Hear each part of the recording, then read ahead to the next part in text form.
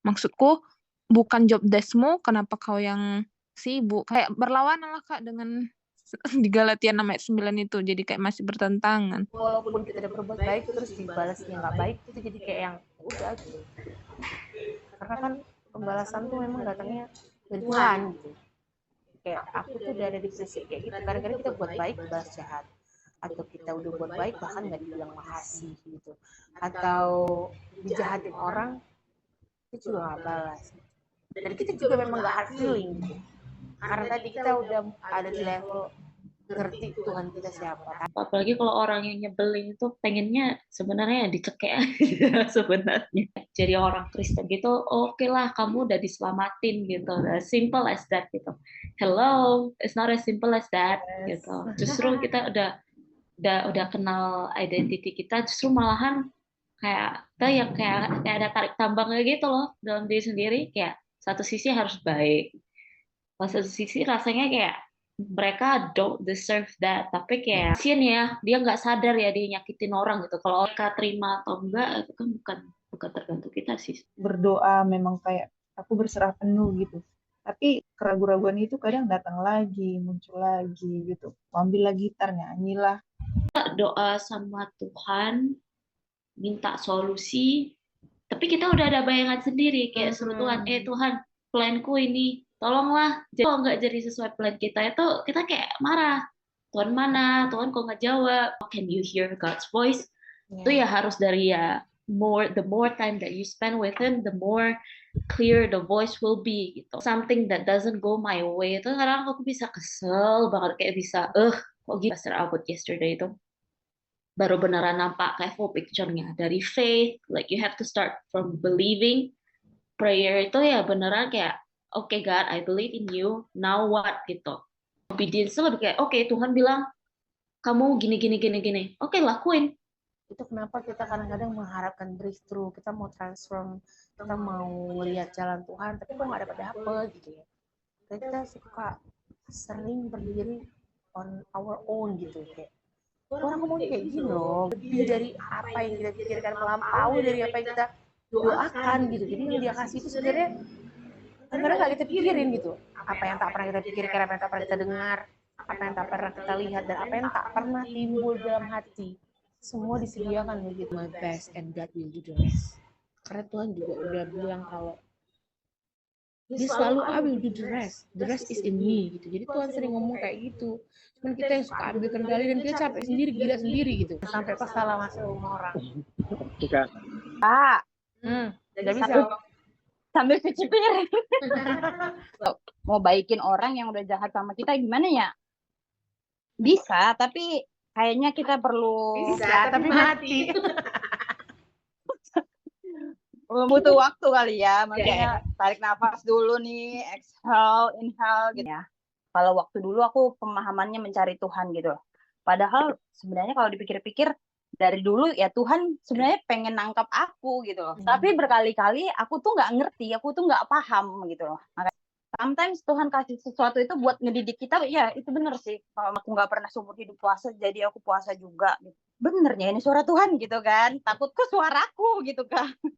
Ternyata suara itu makin kenceng gitu loh. Maksudnya perasaan itu makin kenceng, makin nyata gitu loh. Kalau no, jangan operasi. Aku akan buka jalan untukmu kayak gitu. Dan benar gitu kan. Setelah kami jalani prosesnya kayaknya ada aja jalan keluarnya gitu untuk setiap hal yang sedang kami gumulkan gitu.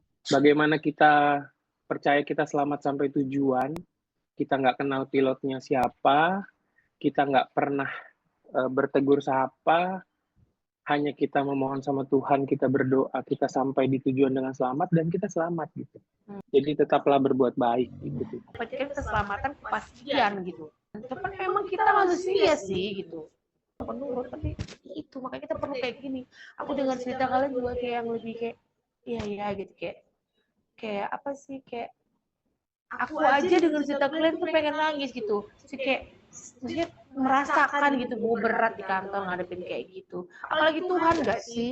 Dia pasti dia tahu sih. Dia pasti bakal ngangkat kalian. Orang-orang sabar di kantor ditekan. Orang tuh ya mau ngejatuhin kita kayak apa? Kalau Tuhan bilang kayak naik, Kalau dia bilang pintunya kebuka, kebuka. Kalau Tuhan udah nutup, itu artinya nggak pintumu. Gak usah maksa gitu. Berarti kau punya pintu lain yang Tuhan bukain. Jadi, anak-anak Tuhan itu juga harus tampil beda. Gitu. Emang harus dampaknya harus beda. Kayak ngomong gini, posisi itu nggak usah kau ganggu. Dia nggak akan marah kok kau jahat. Dia Kristen kali, weh. Sampai orang ngomong kayak gitu. Kalau juga cerita kemarin selalu pura-pura polos kalau udah ngebahas body perempuan atau body shaming. Orang sampai bilang, udah Ella tuh polos. Ella tuh anak Tuhan banget. Ya bagus gitu. Itu kita sedang memuliakan Tuhan. Pada saat buah dari yang kita udah kerjain itu muncul, wah itu mah udah buah semua. Udah buah jadi semua. Udah orang nggak bisa ngatain busuk karena buahnya bagus. Jangan give up, weh. Kalau kita sekarang lagi ada di kapal oleng, kita lagi kayak apa ya, terombang-ambing. Makanya aku selalu ngingetin kita anak-anak Tuhan, jangan pernah diem di media sosial.